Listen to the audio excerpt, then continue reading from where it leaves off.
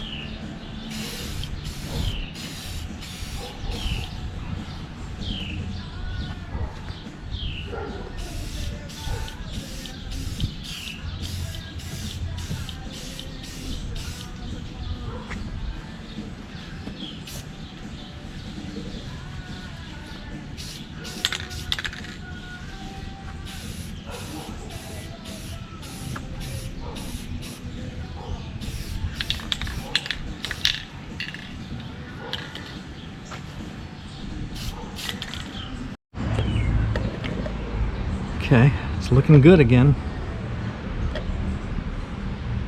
So we'll let this dry. See how it goes. Well, I could have done this yesterday, but I decided to mount the tires instead and do the bearings because after the disaster of a day ago, I just kind of needed a win. But kind of redeemed myself on this so far. I looked at this. I looked at this 2K can to try to see if there was any instructions on it other than just, you know, what I've read or seen. It has an expiration date of 7/22/23. I just got this. Thanks, Amazon. So next is the front forks. I know this looks rusty, but this is the part that goes underneath the headlight ears, so that does not ever contact the seal. Yeah, they're definitely gross. We're gonna try to clean these up. Pop this off, replace the seal, clean out all the gunk inside, put it back together. I think there's a couple of seals under here. The seal and an O-ring, I believe. Is there anything worse than trying to put on rubber gloves when your hands are sweaty? Jeez. All right, let's get this in the vise. Strap wrench doesn't work. So what I did on the Yamaha was I grabbed it up here with a pipe wrench, because up here is hidden by the boot, and actually there's some marks on it. Well, it looks like somebody before me has done that, so maybe these have been apart.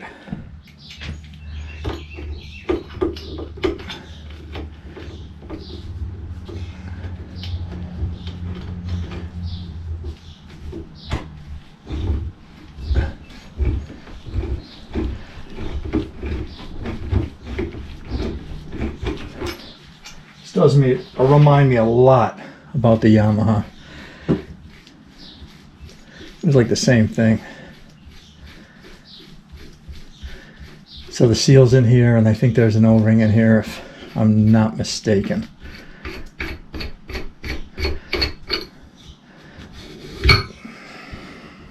Yeah, there's an O-ring in here, and there's the seal there.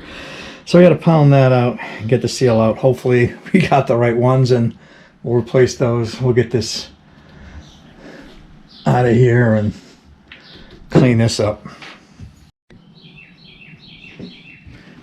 So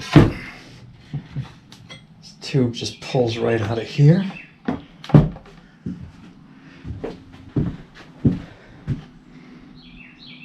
There's really nothing in here.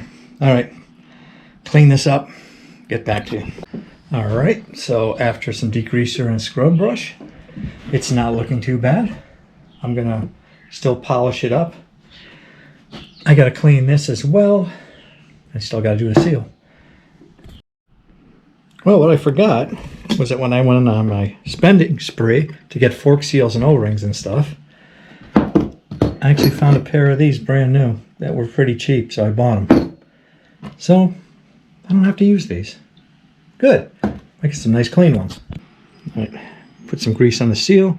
Put some grease in where it's going to slide down.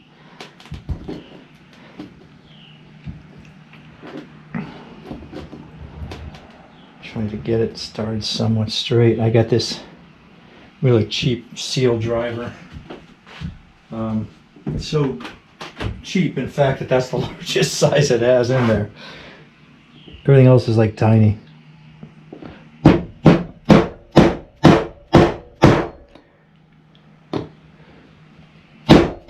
Does cheap work though? I'll say, I guess it does.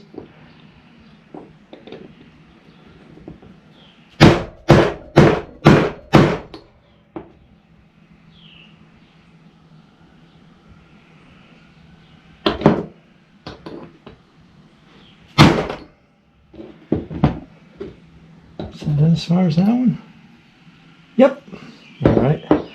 Now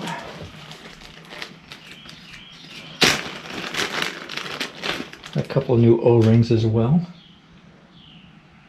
We'll grease this up. Put that down inside. My greasy fingers all over this chrome. Okay. That one's done. I'm gonna put some grease on these threads. I also put some on the inside here threads, these fine threads. Also the top here, I ran some emery cloth on it just to take down any rust that might, hurt the seal. Put some grease on that too. And let's see if we can get the seal in here. All right, I had a lot of struggle there. A lot of it wasn't caught on camera because I just had the camera running and I shut it off and then got the seal going. But we did finally get it in. My hand's all greasy, all my chrome that I cleaned up is all greasy. I'll have to do that again. Story of my life, right? Everything gotta get done twice.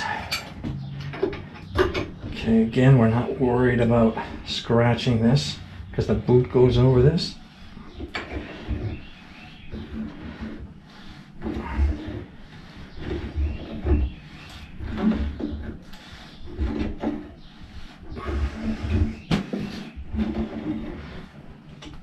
Okay.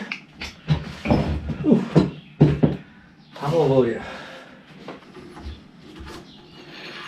Ring down here. Washer that retains that. It holds the seal in. That. Got our spring.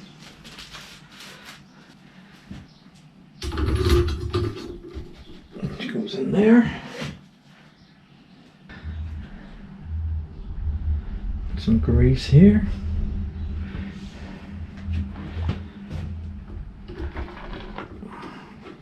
Put our boot on.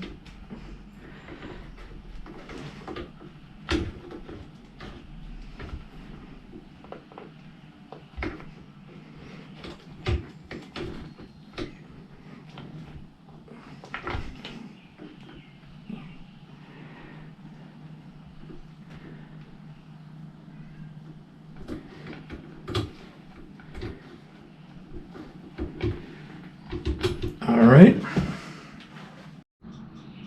and both front forks are done, so time to move on to something else. It's a new day for me. I am in Studio B, which is short for basement. This is the original front end that came on the 1970 XS1. Look at all that rot and rust in that rim. Anyway, the reason I'm down here is because there is a big storm coming outside. Possibly hail. I can already hear the thunder. And I've got the shed full of stuff that I don't really want to get wet. So, this ratty seat. This is not the seat for a 66. That seat is a little different, but I actually like the seat better. This is a seat from the 68 that I also got with it. Nice big hole in it, and it's different than, say, the Yamaha seat. I've never worked on one of these before. The Yamaha seat is a traditional seat with a pan, some foam, and a cover. This seat has springs in it. Doesn't have a regular seat pan in it. I don't know what kind of foam is underneath here, if I'm going to need foam, but I do have a little if I need it. So I'm going to get started on this. This ought to be interesting. So I'm hoping that it's just like these clips that are holding the cover on, and they're not going to break. I mean, there's really nothing here but the cover. I guess we got to take some of this apart. These are the brackets that hold the seat to the rear shock mounts. We'll start by taking them off, and then we'll see if we can get these clips out. It's got a couple, looks like 10mm bolts here too that hold that strap, seat strap. I should probably spray these up a little.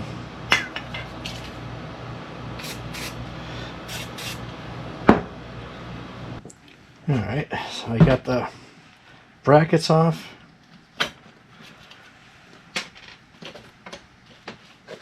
And I got the strap off.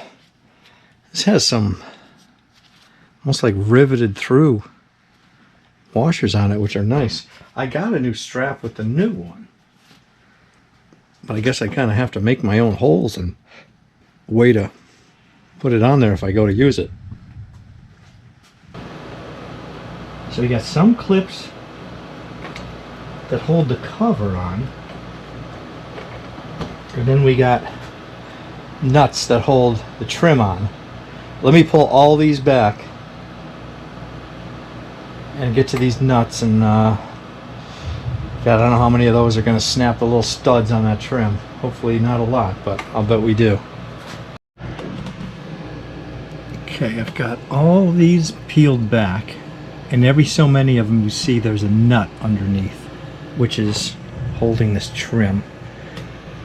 These also, the ones for the shock mounts, I don't know.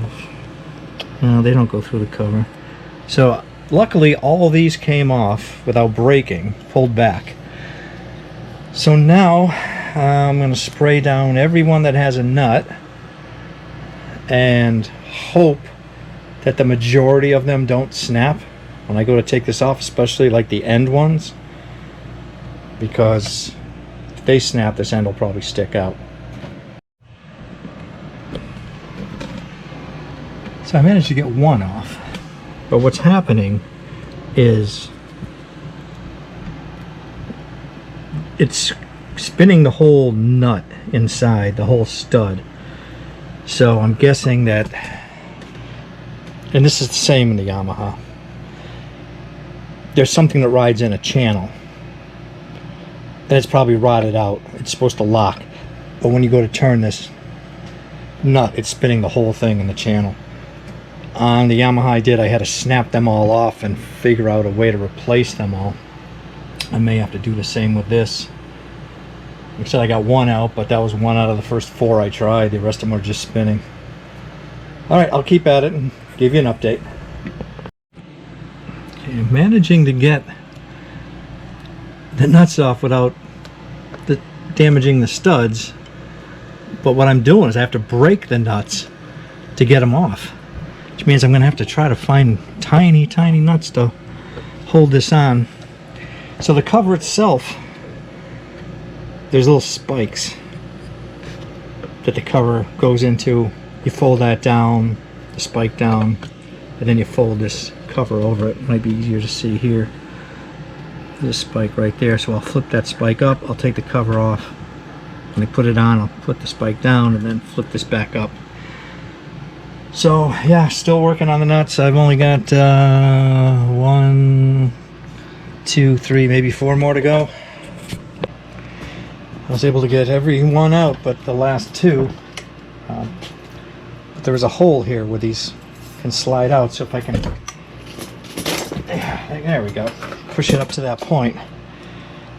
So none of them broke, but definitely got some that are severely bent. Ooh, that was a chore. And they all have round heads, so I don't know how they're supposed to lock in there, but anyway, now we got to continue getting this seat cover off. It's getting close.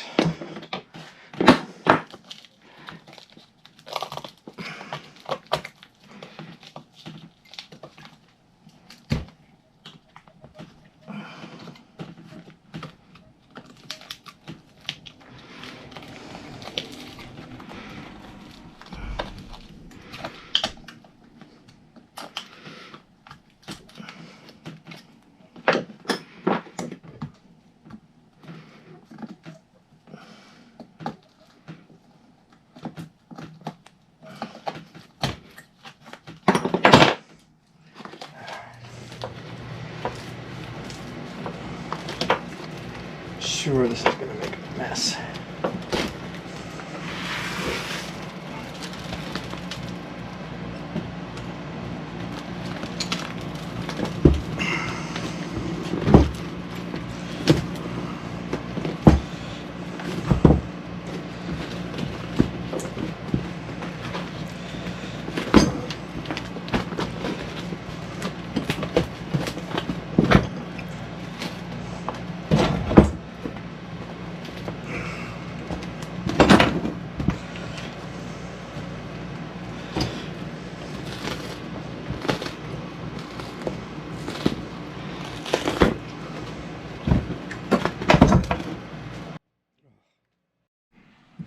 So I have some foam. It's like a 1/2 inch thick for seats. I'm trying to make this section in the back that's supposed to stick up further. I'm layering some foam in here. I have absolutely no idea what I'm doing. I'm not an upholsterer. So we're going to see how this turns out. It's probably not going to look great, but hey, it's going to be better than what it was, right? I'm going to start in the front, work my way back. Let's see how this goes on.